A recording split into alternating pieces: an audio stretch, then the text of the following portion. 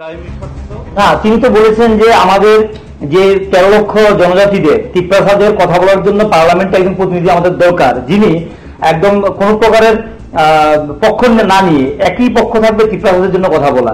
তাদের প্রতিনিধি পাঠিয়েছেন, এখন তাদের বলছেন কি আপনাকে জিজ্ঞেস করছেন, বলছেন কি তিনি? আমরা তো এখন দেখতে পাইনি পার্লামেন্টে। আমি এই কথাটাই তো সাধারণত আপনি সোশ্যাল মিডিয়া দেখবেন তাদের বক্তব্য। এটা তো হতাশা, এটা তো হতাশাগ্রস্তদের ওই পাগলে কিনা বলে ছাগলে কিনা খায়। আমরা গতবার দেখেছি বামেদের সভায় আপনারাও ডেকেছিলেন, কংগ্রেসের সভায় গিয়েছিল। এবার কি এই ধরনের কোন সুযোগ আছে? ডাকাটা কি ধরুন সময় বলবে, সময় বলবে। দরজা খোলা, আমাদের স্লোগান তো হলো না দরজা খোলা বন্ধের প্রশ্ন না। মুখ্যমন্ত্রী থাকাকালীন বলতেন আপনা আপ হয়ে যায়গা, তিনি তো 5 বছর বলতেন না, আমি 3 বছরের মধ্যে মডেল করে দেব। করতে পারেননি, সরে গেছেন। সরিয়ে দেওয়া হয়েছে, সরে গেছে না, সরিয়ে দেওয়া হয়েছে। বিজেপি বলছে পাহাড়ের মাথা সংগঠন করতে দিচ্ছে না। তো সেই সময় তো এই অভিযোগগুলি বারবার উঠে এসেছে যে প্রধান যে শরিক প্রধান সিপিআইএম তারা আরএসপি ফোরাডো তাদেরকে জনসম্পর্ক বা এই তৈরি করতে সুযোগ দেওয়া হয় কেন? শুধু শুধু বিজেপির হয়ে ওকালতি করছে এগুলো জনগণ না। আরে আমি কথাটা বলবো, প্লিজ বি অনেস্ট। আজকে বিজেপি মাথার মধ্যে যেরকম ভাবে এই কি বলে যদুবংশের যুদ্ধ হচ্ছে, ত্রিপুরাজ্যে কি কোনোদিন বামপন্থী শরিকদের মধ্যে এরকম ঘটনা হয়েছে কোথাও? ত্রিপুরা মাথা যখন বিরোধী দল ছিল কথা বলতো না, তারা তো জনগণের জন্য কথা তখনও বলতাম বিরোধী দল না তাহলে দরকার নেই। বিদ্যুতের বিল বেড়েছে কি প্রধানমন্ত্রী বাহাদুর বলেছেন এক কথা, সেটা আপনার জায়গায় থাকাতে আপনার কথা বলতে। বিপ্লব দেব পরিষ্কার করেছে এই ক্ষেত্রে যে বিজেপিতে জয়েন করেন বলেনি, আপনি আলাদা দল থাকাতে আপনার কথা বলতে পারছেন মানুষের জন্য। 23-এ যা হয়েছে এটা আগামী 28-এ হবে না। বিপ্লব দেব পরিষ্কার করেছে এই ক্ষেত্রে যে বিজেপিতে জয়েন করেন বলেনি, আপনি আলাদা দল করুন, আমি থাকবো আপনাকে সমর্থন করার জন্য। অর্থাৎ 2028-এ বোধহয় 50 চিরতরে বিচ্ছিন্ন হয়ে যাবে। সেই জায়গাতে ত্রিপুরা মাথার উত্থান হয়েছে। আমরা আজকের আলোচনায় কথা বলবো পাহাড়ে এডিসি নির্বাচন আসন্ন এবং ভিসি নির্বাচন নিয়ে মথা আদালত পর্যন্ত তারা করানাচ্ছে। সেই প্রসঙ্গ থেকে শুরু করে পাহাড়ে যখন শাসক দল এবং শরিক দল যখন এই রাজনৈতিকভাবে একটা টানাটানি চলছে, সেই অবস্থায় পাহাড়ে বামেদের সংগঠন সিপিএম এর ভূমিকাটা কি রয়েছে এবং সেই সঙ্গে সাম্প্রতিক বিদ্যুৎ নিয়ে মাসুল বৃদ্ধি, সেই সঙ্গে পানীয় জল, গ্যাস, এইগুলি নিয়ে আন্দোলন করতে দেখা যাচ্ছে এবং আলোচনা হবে বিস্তারিত। অবশ্যই শেষ পর্যন্ত আমাদের সঙ্গে থাকবেন। স্যার, ত্রিপুরা পাবলিক অপিনিয়নে আপনাকে স্বাগত। নমস্কার স্যার, আজকে আমরা প্রথমেই যে বিষয়টা বলবো যে সামনে এডিসি নির্বাচন এবং ভিসি নির্বাচন নিয়ে আমরা দেখলাম প্রথম কৃষ্ণ মাণিক্য বাহাদুর তিনি মিডিয়াকে বলেছেন যে তিনি রাজনীতির জন্য পাহাড়ের জনগণকে তিনি বঞ্চিত করতে পারবেন না, আদালতের দরজায় তিনি করানাচ্ছেন। এবং সাম্প্রতিক দেখলাম যেভাবে পাহাড়ে বিজেপি এবং শরিক দলের মধ্যে এই যে মন কি বাত নিয়ে একটা ঠোকাঠুকি চলছিল, সেই জায়গা থেকে পাহাড়ে আপনাদের কি অবস্থা? জিএমপি এবং সিপিএম এর এই আপনাদের স্ট্যান্ড কি এখন? পাহাড়ে বিগত 7-8 বছর ধরে যা চলছে এটা স্বাভাবিক না। অর্থাৎ যে ভোটের অঙ্কে সিপিআইএম সেখানে তার উপস্থিতি দেখা না গেলেও যে পাহাড় তার জীবনের যে বিভিন্ন প্রশ্ন এ সম্পর্কে সিপিআইএমই একমাত্র রাজনৈতিক দল এবং সিপিআইএম এর গণসংগঠন গণমুক্তি পরিষদ এই পাহাড়ের মানুষের নিকটতম বন্ধু, সবচেয়ে কাছের বন্ধু। এটা ছিল, আছে, থাকবে। কিন্তু এটা ধমকা হওয়া, সবকিছুই সাময়িকের জন্য একটু ডিসলোকেশন হয়েছে তাই, এবং এটা ক্রমশ ফিরে আসবে।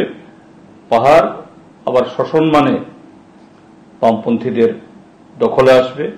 গণমুক্তি পরিষদের পতাকা এই পাহাড়ে এটাই সর্বোচ্চ মানে সবচেয়ে উজ্জ্বল ভাবে পাহাড়ে উঠবে। এই দিন ক্রমশ গড়িয়ে আসছে। স্যার, কিভাবে দাবি করছেন এটা যখন পাহাড়ে সরকারে যারা রয়েছে বিজেপি মূল দল এবং দেশের ক্ষমতায় রয়েছে, সেই জায়গায় তারাই প্রধানমন্ত্রী মন কি বাত এখানে করতে পারছেন না, বলছে হতে দেওয়া হবে না, এবং প্রকাশ্যে দলীয় কর্মীরা এসে বলছে, তখন আপনারা সংগঠনটা এখানে কিভাবে করবেন? ওটা আলাদা দিক, আমি আসবো এতে। তো পাহাড়ে ত্রিপুরামথা আসলো কি করে?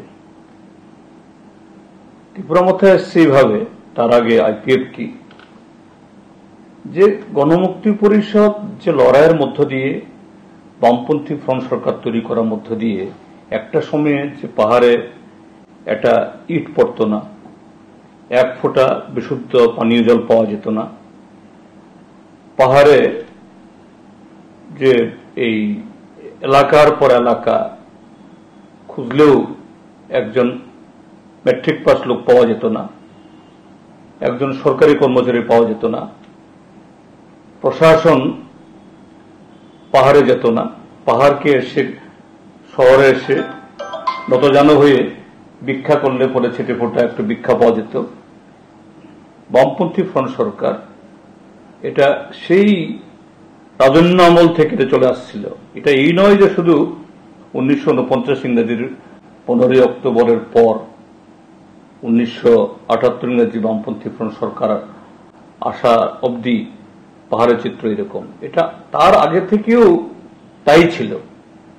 যাই হোক, এগুলি আমরা কিভাবে, যেহেতু তখন গণতান্ত্রিক উপায়ে এই শাসন পরিবর্তন হয় না, অন্য রেফারেন্সে আসলেও এটাকে ঠিক সেরকম ভাবে আলোচনা হয় না।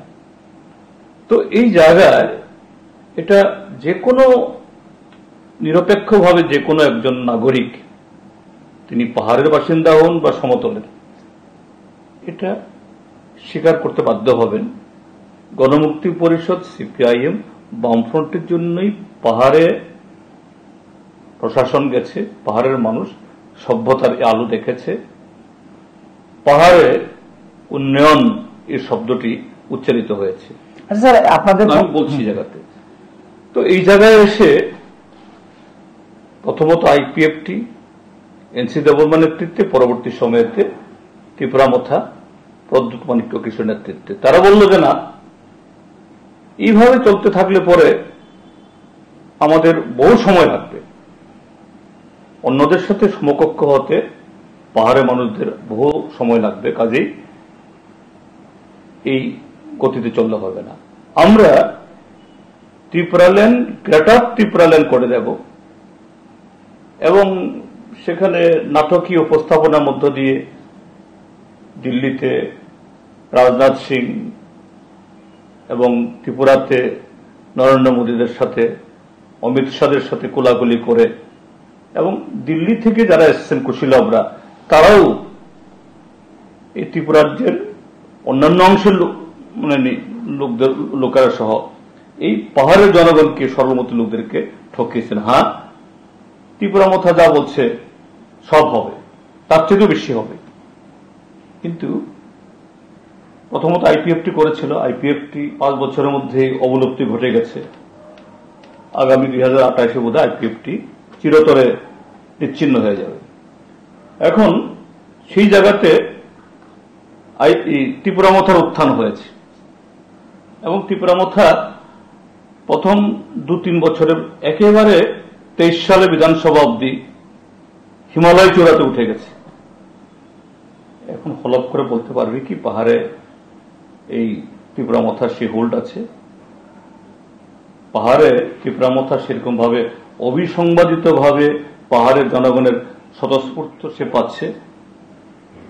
যদি পেত,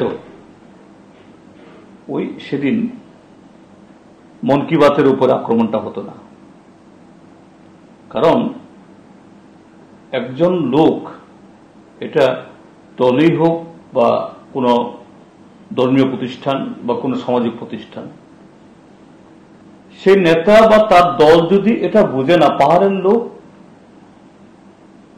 আমার সাথেই আছেন, তাহলে তাকে এই হিংস্র পথ অনুসরণ করতে হয় না।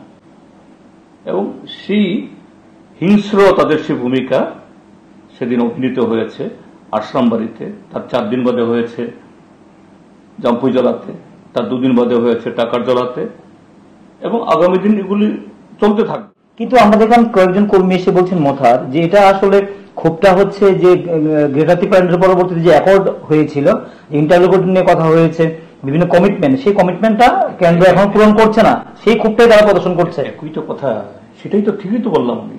আমি তো সেই কথাটাই বললাম এই যে অ্যাকর্ড, এটা তো সাইন হয়েছে মাত্র গত বছর, কিন্তু মূলত এই অ্যাকর্ড তো হয়েছে সেই 2017 ইংরেজিতে এনসিডব্লিউর নেতৃত্বে জুলাই 2017 যখন এই বড়মোড়াতে 11-10 দিনের রাস্তারুকু হয়। চুক্তি তো তখনকার, তখন মৌখিক ছিল, এখন লিখিত। কথা তো একটাই, তখন শব্দ ছিল ত্রিপুরা ল্যান্ড, পরবর্তী সময়টি হচ্ছে গ্রেটার ত্রিপুরা ল্যান্ড। এখন গ্রেটার ত্রিপুরা ল্যান্ড বলছে না, বলছে ত্রিপুরা অ্যাকর্ড। কথা তো একটাই, এবং এটা হচ্ছে না এবং এটা হবে না, এটা আমি বলছি না। এখন ত্রিপুরা মথার যারা সমর্থকদের 99% এটা বিশ্বাস করতে শুরু করেছে এটা হবে না, এটা একটা ধোঁকা। না, তিনি তো বলছেন যে বিজেপির এজেন্ডা ছিল রাম মন্দির, সেটা 50 বছর পরে হয়েছে পূরণ, তো তাদের ত্রিপুরা বা গ্রেটার ত্রিপুরা এটাও একদিন পূরণ হবে। এটা তো দীর্ঘমেয়াদী পরিকল্পনা, পঞ্চবার্ষিকী ছিল আগে, এটা তো এখন 100 বছরের যোজনা। এখন এটা তাহলে তারা এটা বলছে না কেন? তাহলে 6 মাস, 1 বছর এই কথাগুলো বলছে কেন? তো বলে দাও তো, এটা বললে তো সারলই, তাহলে বলে দেখ না, চুক্তি তো তাই লেখা থাকুক না, 500 বছর পরে হবে, বলো। আগামীকালই ত্রিপুরা মথার সুপ্রিমো বলে দিক যে না, চুক্তি যাই হোক, আমার মুখে যাই বলে, যা কিছু বলে থাকি, এটা 500 বছর হবে, 500 বছরের অপেক্ষা, কালকে বলুক না তারা। কাজী আমি যে কথাটা বললাম যে ত্রিপুরাজ্যের এই পাহাড়ের সরল সিধে মানুষদেরকে তারা বলেছে গণমুক্তি পরিষদ সিপিআইএম যে ব্যবস্থা এবং যে রাস্তা ধরে ত্রিপুরাজ্যের মধ্যে পরিবর্তনটা এনেছে, তারা বলেছে যে না, এইভাবে চলতে থাকলে আমাদের বহু সময় লাগবে, আমরা একেবারে ইনস্ট্যান্টলি করে দেব। এবং এতে কিছু লোক সাময়িকের জন্য বিভ্রান্ত হয়েছে, ঠকেছেন, এবং সেখানে প্রথম ঠক আইপিএফটিকে ইতিমধ্যে বিসর্জনের দিকে চলে গেছে, ত্রিপুরা মথারও তাই হবে। এবং এই যে আশ্রামবাড়ি জাম্পুজলার ঘটনাগুলো, তার যে এটা উপসর্গ হলো সেই ধ্বংসের উপসর্গ। তাহলে আপনি বলছেন যে এই যে অ্যাকর্ড, এই বাস্তব এটা হবে না, এটা হওয়ার সুযোগ নেই। প্রথমেই বলছি, তাহলে কি এখন যে বলছে যে আমাদের থানসা হতে হবে, যে আমাদের মাটি থাকবে না, আমাদের জায়গা দখল করে নেবে বলা হচ্ছে, সেই সঙ্গে বাংলাদেশে দখল করে নিচ্ছে, এই যে তাহলে কি ওই ইস্যুটাকে একটু আড়াল করার জন্য এখন এই রোমান্স, তারপর এই বিষয়গুলি তাহলে আনছে সামনে, আপনি বলছেন?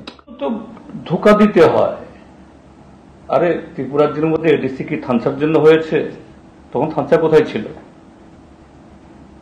গণতন্ত্র শক্তিশালী না হলে 1978 ইংরেজিতে ত্রিপুরা বিধানসভার 60 জন সদস্য, তখন 20 জন ট্রাইবাল এমএলএ ছিলেন না, 17 জন ছিলেন, কিন্তু 43 জন ছিলেন নন ট্রাইবাল। থানসা করতে হয়নি তো গণতন্ত্র, আসল থানসা তো গণতন্ত্র। গণতন্ত্র না থাকলে থানসার কি অর্থ? আপনি বলছেন এইসব ল্যান্ড করে সমস্যার সমাধান হবে না? সমস্যার সমাধান প্রশ্ন না, এগুলি হলো জাস্ট একটা বলার জন্য বলা। মূল কথাটা হলো গণতন্ত্র না হলে পরে তথাকথিত থানসা, ঐক্য, এগুলির কোনো অর্থ হয় না। এই থানসার অর্থটা কি? এই থানসার অর্থের মধ্যে তো তার দলের মধ্যে কোনো গণতন্ত্র নেই। আছে এই যে ত্রিপুরা মথা 2021 সাল থেকে যে সমস্ত সিদ্ধান্ত ঘোষণা করা হয়েছে তাদের সুপ্রিমোর মুখ দিয়ে, এই যে গেল লোকসভা নির্বাচনে হঠাৎ করে মন্ত্রিসভাতে যোগদান, একদিন শুনিয়েছিল বিজেপি আমাদেরকে এই একটা উপমুখ্যমন্ত্রী আর 2 জন ক্যাবিনেট মন্ত্রীর পদ নিয়ে আমাদের জন্য অপেক্ষা করে আছে, মালা নিয়ে, ফুলের মালা নিয়ে। পেল কি? একজন পূর্ণমন্ত্রী, একজন হাফ মন্ত্রী। উপমুখ্যমন্ত্রী পেল না। আচ্ছা, আমরা যদি বলি ক্ষেত্রে আপনাদের তো এখানে বাংলাদেশ তো এখানে লাভই হয়েছে, তারা যোগদান করাতে বিরোধী দলের প্রধান মুখ হয়েছেন, মানুষের জন্য কথা বলতে পারছেন, এখন মানুষের কাছে যেতে পারছেন, মানুষ আপনার কথা শুনছে, একটা নিরপেক্ষভাবে আপনার জনগণের সাথে প্যারালাল ভাবে কথা বলছেন এখন মানুষের জন্য বলছেন এগুলো। তখন যখন যে এই তীব্রমথা যখন বিরোধী দল ছিল, তারা তো বিরোধী কথা বলতো না, তারা তো জনগণের জন্য কথা বলে নিত। আপনারা তো এখন বলছেন। আমরা তখনও বলতাম বিরোধী দল নেতা হওয়া দরকার নেই। বিদ্যুতের বিল বেড়েছে কি মানিক বাহাদুর বলেছেন এক কথা, সেটা আপনার জায়গায় থাকাতে আপনারা কথা বলতে পারছেন মানুষের জন্য।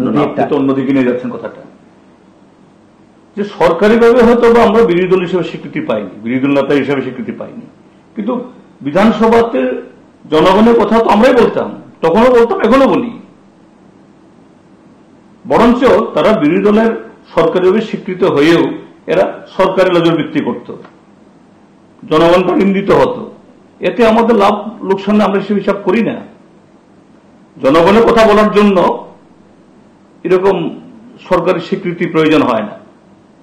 আমার জনগণের প্রতি সেই দায়বদ্ধতা থাকলে পরে সেখানে আমার এমএলএ সংখ্যা কত পার্সেন্ট ভোট পেয়েছি, এটা সেই হিসাব রাখতে হয়। কাজে এতে ওটাতে আমরা লাভ হয়েছে, আমাদেরকে সুযোগ করে দিয়েছে তীব্রামথা। রাজনীতি হিসাব হয় না। তীব্রামথা তার চরিত্র, অর্থাৎ তার রাজনৈতিক চরিত্র, তার সুবিধাবাদী নীতি, এটা তখন ধরা পড়েছে, সরকারে যোগদান করার পর আরো ধরা পড়েছে। আমি যেটা কথা বলছিলাম যে গণতন্ত্র না থাকলে তথাকথিত থানসার কোনো মূল্য নেই। এই যে থানসার কথা বলছে, কি থানসা? এই যে সরকারে যোগদান করলো, তীব্রামথার মধ্যে কোনো আলোচনা হয়েছে কি? লোকসভা ভোটে তারা সমর্থন করলো, এই থানসা পরিবারের একজন মহিলা প্রার্থী হলেন, এখন এমপি হয়েছেন পূর্ব ত্রিপুরা কেন্দ্রে, কিন্তু চিহ্ন কি? পদ্মফুল। আলোচনা হয়েছে কি? একজন লোকও জানে? তীব্রামথার কোন সমর্থক জানে? তো এই থানসার তো অর্থ নেই। এই থানসাটা হলো কোন একজন ব্যক্তির কায়েমি স্বার্থ না। তিনি তো বলেছেন যে আমাদের যে 13 লক্ষ জনজাতিদের তীব্রাসাদের কথা বলার জন্য পার্লামেন্টে একজন প্রতিনিধি আমাদের দরকার, যিনি একদম কোন প্রকারের পক্ষ না নিয়ে একই পক্ষ থাকবে তীব্রাসাদের জন্য কথা বলা। তাদের প্রতিনিধি পাঠিয়েছেন, এখন তাদের বলছেন কি? আপনাকে জিজ্ঞেস করছেন, বলছেন কি তিনি? আমরা তো এখন দেখতে পাইনি পার্লামেন্টে। আমি এই কথাটাই তো বলছি, তিনি বললেই তো হলো না। তিনি সকালবেলা বললেন এটা তো বিকাল, বিকালবেলা বলেন এটা তো সকাল, তাহলে হবে? তিনি কে? তিনি 2 দিন ঠকাবেন, 3 দিন ঠকাবেন। তিনি বললেই তো হলো না। যে তিনি বলছেন যে না, এই যে আমি বলছি কথাটা, সে বলছে থানসা হলে সব হবে, কিন্তু গণতন্ত্র না হলে থানসার কোনো মূল্য নেই। এবং এই থানসা, এটা হলো ব্যক্তি স্বার্থের থানসা, কায়েমি স্বার্থের থানসা। এই থানসাতে কেউ আলোচনাতে অংশগ্রহণ করার সুযোগ পায় না, মতামত দেওয়ার সুযোগ নেই। তীব্রামথার লোকরাও জানে না প্রার্থী উনি আগে থেকে ঠিক করে এসছেন তার দিদিকে, এবং তার চিহ্ন হবে পদ্মফুল। তীব্রামথা কেউ জানে না, আমাকে বলেছে তাদের এমএলএরা। অদ্ভুত। তো এই থানসা এখন বলছে থানসাই সব করবে। এই থানসা একটাই করবে, একজন লোকের স্বার্থ সিদ্ধি করবে। আচ্ছা, এই শরিকি যে একটা বিষয়টা উঠে আসলো, যেটা বললেন যে পদ্মফুলে দাঁড়ালো অথচ মথারি প্রতিনিধি হয়ে দিল্লিতে দেখা করলো, মানুষ প্রশ্ন করেছে যে তিনি কাদের হয়ে গেলেন, তো বলছে যে মথার হয়ে গিয়ে দেখা করেছেন, কিন্তু পদ্মফুল চিহ্নে লড়াই করেছেন। শরিকি বিবাদটা কিন্তু আগেও ছিল, আপনারাও যখন ফরওয়ার্ড ব্লক ছিলেন, আরএসপি ছিল, সিপিআইএমকে তো এখনো রাজ্যে সেইভাবে সুযোগ দেওয়া হয়নি। আমরা দেখেছি ফরওয়ার্ড ব্লকের একটা আসন ছিল, সেটা পরবর্তীতে আপনারা এটাকে মাইনাস করেছেন। আরএসপি 2টি আসন ছিল, একটা জায়গাতে গিয়ে একটাকে মাইনাস করা হয়েছে। শরিকি বিবাদ তো এটা নতুন কিছু না, তাহলে কি এটা কি এদেরই বিবাদ আর আমাদের বিবাদ এক নয়? কেন অযথা অন্যদিকে ঘুরাচ্ছেন? তাদের এই বিবাদ আমাদের বিবাদ এক নয়। হ্যাঁ, একটা সময়েতে সিপিআই কে 2টো আসন দেওয়া হয়েছিল, আরএসপি 2টো আসনে লড়াই করত, ফরওয়ার্ড ব্লক একটাই ছিল। কিন্তু আরএসপি সিপিআই পরবর্তী সময়তে তাদের যে জনভিত্তি ধরে রাখতে পারেনি, তাদের আন্দোলন সেরকম ভাবে সম্প্রসারিত হয়নি। স্বাভাবিক, জনগণের যে আজ তার যে এই ভিত্তি সে অনুযায়ী আসন হয়েছে, তারাও মেনে নিয়েছেন। এটা জবরদস্তি করতে হয়নি আমাদের। এখন বলছে বিজেপি বলছে পাহাড়ে মথা সংগঠন করতে দিচ্ছে না, তো সেই সময় তো এই অভিযোগগুলি বারবার উঠে এসেছে যে প্রধান যে শরিক প্রধান সিপিআইএম তারা আরএসপি ফরওয়ার্ড তাদেরকে জনসম্পর্ক বা তৈরি করতে সুযোগ দেওয়া হয়নি। কেন শুধু শুধু বিজেপির হয়ে উকালতি করছেন? এগুলো জনগণ না, আরে আমি কথাটা বলবো, প্লিজ বি অনেস্ট। আজকে বিজেপি মথার মধ্যে যেরকম ভাবে এই কি বলে যদুবংশের যুদ্ধ হচ্ছে, ত্রিপুরাজ্যে কি কোনোদিন বামপন্থী শরিকদের মধ্যে এরকম ঘটনা হয়েছে কোথাও? না, এই ধরনের দেখা যায়নি। কেন হবে এগুলো? তাহলে আপনি এভাবে বললে তো ওই তাদেরকেই জামিন দেওয়া হবে। তাহলে ওই সময় আপনার রাজনৈতিক ভাবে ছিল, এটা রাজনৈতিক দৃষ্টিকোণ থেকে রাজনৈতিক ভাবে সেই লড়াই আন্দোলনের মাধ্যমে যার যে শক্তি সেই অনুযায়ী এটাকে হয়েছে। এটা লড়াই সংগ্রামের তার যে ব্যাপকতা তার উপরে ভিত্তি করেই এই বিন্যাস হয়েছে। এখানে কোন ধরনের যে কি বলা অনৈতিক কার কতটুকু এগুলো কখনোই হয়নি, কখনো হবেও না। বামপন্থীদের মধ্যে এই জাতীয় ঘটনা কখনোই হবে না। এখন আগামী নির্বাচন তো ঘনিয়ে আসছে, এডিসির পর দেখতে দেখতে আকাশ চলে আসবে, তাহলে কিভাবে এগোবেন? পাহাড়ে তো এখন মথা মূল শক্তি এবং দেখা যাচ্ছে যে যাই কিছু হোক মথা বিজেপি। এখানেই আবার বলছি আপনাকে, এটাই আপনার দেখতে ভুল। মথার যদি এত শক্তি হতো কেন তাকে গুন্ডা বলতে হবে? বৃষ্টি এখন ধরে রাখতে হবে, হয়তো বৃষ্টি এখন ধরে রাখতে হবে, গুন্ডাগরি করতে হচ্ছে কেন? গুন্ডাগর্দি করতে হচ্ছে। আমি যদি বুঝি আমার সন্তানরা, আমার ক্লাবের সদস্যরা, এরা আমাকে অবিসংবাদিতভাবে আমাকে সমর্থন করে, আমার কমান্ড মানে, আমার নীতিকে অনুসরণ করে, আমার সাথে সহমত পোষণ করে, তখন আমাকে কাউকে কান মন্ত্র দিয়ে, কাউকে লাঠি দেখিয়ে, কাউকে চোখ রাঙিয়ে দমিয়ে রাখতে হয় না। কখন দমিয়ে রাখতে হয়? কেন আজকে এই মথা বা বিজেপি উভয় দলকেই, বিজেপি দল সমতলে আর মথা পাহাড়ের কোন কোন জায়গাতে, সব জায়গাতে করতে পারছে তা নয়। এই আচরণ করছে কেন? কেননা এরা বুঝতে পারছে যে না, যদি স্বাভাবিক শান্তিপূর্ণ পরিবেশ বিরাজ করে এদের কথা কেউ শুনবে না। কাজে তখনই অপশক্তির উপর ভর করতে হয়। কাজে এটা শক্তি না, পাহাড়ে মথার শক্তি রয়েছে, কিন্তু একটা কথা বারবার বলছে, কিছুদিন আগেও বলছে যে আমরা লাস্ট ফাইট শেষ হয়নি, গতবার king will be king maker কথা উঠেছিল, কিং মেকার হতে পারেনি। তা ঠিক আছে, আমি তো এবার মথা শেষ হয়ে গেছে বলিনি তো, বলছি এই শক্তি ক্ষয়িষ্ণু, যে কারণে তাকে সন্ত্রাসীদের ভাড়া করতে হচ্ছে। বামপন্থী ফ্রন্ট সরকার ছিল 25 বছর লাগাতার, এর আগেও ছিল, কখনো আমাদেরকে এইভাবে সন্ত্রাস করে আমাদের এলাকা দখলে রাখতে হয়নি। আমরা জনগণের কাছে আমাদের নীতি আদর্শ গ্রহণযোগ্যতা সেরকম ভাবে উপস্থিত করার মধ্য দিয়েই আমরা আমাদের সম্প্রসারণ করেছি, রাজনৈতিক ভিত্তি সম্প্রসারণ করেছি। এখন জনগণের কাছে যাবেন, জনগণের কাছে যাবেন, বুঝাচ্ছেন, কিন্তু আমরা যদি ভোট রাজনীতির কথা বলি, যদি নির্বাচনের কথা বলি, ক্ষমতা পালাবদলের কথা যদি হয় গুরুত্বপূর্ণ নির্বাচনের ক্ষেত্রে, তখন এই গত নির্বাচনে যেভাবে 42টি আসনে সম্ভবত মাথা দিয়ে আপনাদের সিপিএম কে একটা ব্যাগ পেতে হয়েছে, তো এবার যদি একই পরিস্থিতি এগোয়, দেখা যাচ্ছে যত কিছু বিজেপি মাথা কিন্তু একটা জায়গাতে একে একে কিন্তু তারা এক হয়ে যাচ্ছে, তো সেই জায়গাটা কিভাবে আপনারা একক না? ত্রিপুরার যে এটা যদি বলা হয় যে না 23-এর মতো আবার করবে, তাহলে ত্রিপুরার যে জনগণকে বোকা হিসেবে চিহ্নিত করা হবে, অপমানিত করা হবে। ত্রিপুরার মানুষ এত বোকা নয়। গত নির্বাচনে আমরা চেষ্টা করেছি মানুষকে বোঝাতে, কিন্তু মানুষ মনে করেছে হ্যাঁ ত্রিপুরা মথা বোধ হয় সত্যি সত্যি যে বিজেপির বিরুদ্ধে কথাও বলেছে। মথার নেতারা বিজেপির বিরুদ্ধে সরাসরি কথা বলেছে, এইভাবে ভাব হয়েছে। কিন্তু এখন গিয়ে যদি আবার সেই ত্রিপুরা মথা যদি বিজেপির বিরুদ্ধে বলে, কেউ বিশ্বাস করবে না, বলবে ওরা দালাল। কাজেই 18-তে যা হয়েছে 23-এ হয়নি, 23-এ যা হয়েছে এটা আগামী 28-এ হবে না। আমরা গতবার দেখেছি বামেদের সভায় আপনারাও ডেকেছিলেন, কংগ্রেসের সভায় গিয়েছিল, এবার কি এই ধরনের কোন সুযোগ আছে? ঢাকাটা কি ধরুন সময় বলবে, সময় বলবে। দরজা খোলা আমাদের স্লোগান তো হলো না দরজা খোলা বন্ধের প্রশ্ন না। আমরা কি বলছি, এই তীব্রমথাকে সৃষ্টি করা ইত্যাদি এটা তো এখন ওপেন সিক্রেট। বিপ্লব কুমার দেব এখনো তার এই বক্তব্য ভাইরাল, যে মথা গঠন হওয়ার আগে বিপ্লব কুমার দেব প্রদ্যুৎ মাণিক্য কিশোর মহোদয়কে ডেকে বলেছেন, মহারাজ আপনি কংগ্রেসে থেকে কিছু করতে পারবেন না, কিছু যদি করতে চান আপনি কংগ্রেস থেকে বেরিয়ে আসুন। এবং বিপ্লব দেব পরিষ্কার করেছে এই ক্ষেত্রেতে যে বিজেপিতে জয়েন করেন বলেনি, আপনি আলাদা দল করুন,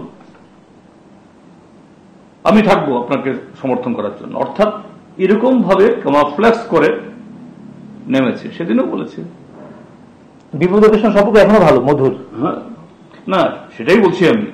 এবং তার এই বক্তব্যের কিন্তু কোনো প্রতিবাদ করেনি তীব্রমথার নেতৃত্ব। তার মানে হলো এত সত্যতা আছে। তো এখন যে আপনি যেটা বলছেন তারা তো আবার এরকম করবে, আবার যদি দেখায়, তো এটা মানুষ এত বোকা নয়। ত্রিপুরার মানুষ হ্যাঁ একবার ধোঁকা খেয়েছে, দুবার ধোঁকা খেয়েছে, কিন্তু তৃতীয়বার ধোঁকা খাবে না, এটা একদম নিঃসন্দেহে বলা যায়। এবং এই কারণেই এই যে মারামারি লড়াইটা এখন বিজেপি ভার্সেস বিজেপিও হচ্ছে, মথা ভার্সেস মথাও হচ্ছে, কোন কোন জায়গাতে আরো হবে, এবং বিজেপি ভার্সেস মথাও হবে, এবং শেষ পর্যন্ত জনগণই। এই বিরোধের মধ্যে তো কোথাও বাংলা তো লাভবান হতে দেখা যাচ্ছে না, বা কংগ্রেসও লাভবান সেইভাবে লাভ, আমি এইভাবে লাভবান তো চটকরি ভাবে লাভ ক্ষতির হিসাব হয় না। কেউ ভেবেছিল 23 ইংরাজিতে এই যে বিজেপি যেরকম বলেছিল যে না একটি আসনও সিপিআইএম পাবে না, একটি আসনও বিরোধীরা পাবে না, বলছে যে আসনগুলি এটা বলতেই হয়। কিন্তু কত পেয়েছে ওরা?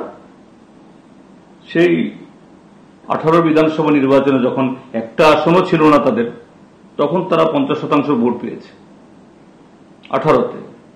23-এ সরকারে থেকে ভোট নেমে এসছে 39%। কেন 11% মতো তাদের ভোট কমে গেল সরকারের থেকেও, বাইক বাহিনী থাকা সত্ত্বেও? কাজে এরা বললেই হবে না। আর দীর্ঘ 25টা বছর একটা অভ্যাসে থাকার কারণে ত্রিপুরাজ্যের মানুষও যে এরকম গুন্ডাগর্দির বিরুদ্ধে লড়াই ইত্যাদি করা একটু মানে অভ্যস্ত ছিল না। কিন্তু গত 7.5 বছর, 28-এর মধ্যে 10 বছর হয়ে যাবে, ত্রিপুরাজ্যের মানুষ কাকে তাবিজ দিতে হবে, কাকে ইঞ্জেকশন দিতে হবে, কাকে আবার ফুলের মালা দিতে হবে, ঠিক সিদ্ধান্ত সঠিক। বিদ্যুৎ নিয়ে যে মানুষের ক্ষোভ আছে, সেই ক্ষোভটাকে তো মোটামুটি বামেদের জনসভা বা সভাগুলিতে মানুষের একটা আমরা যোগদান দেখতে পাচ্ছি। সেই বিদ্যুৎ বিল কি, বিদ্যুৎ মাসুল বৃদ্ধি, সেটা কি কোনো প্রভাব পড়বে মানুষের মধ্যে? সেটা বামেদের সংগঠনে বা বামেদের নির্বাচনী ক্ষেত্রে যদি বলি, আমরা নির্বাচন এগোতে গেলে লোক জনবলের প্রয়োজন হয়, সেক্ষেত্রে একটা সুবিধা হবে।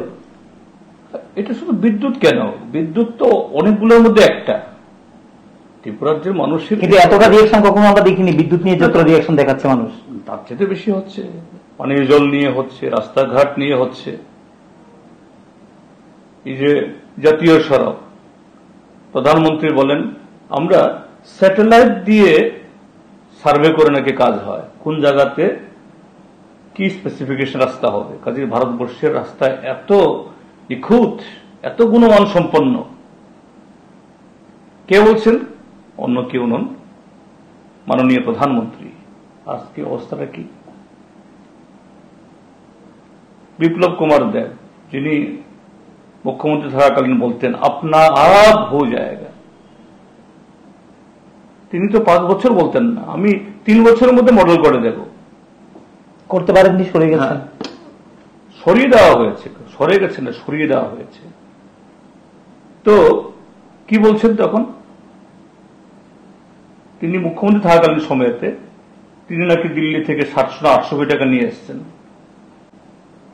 22 সালের মধ্যে ত্রিপুরা রাজ্যের এডিসি এলাকার মধ্যে সব পাকা রাস্তা হয়ে যাবে, 15 বছর হাত দিতে হবে না।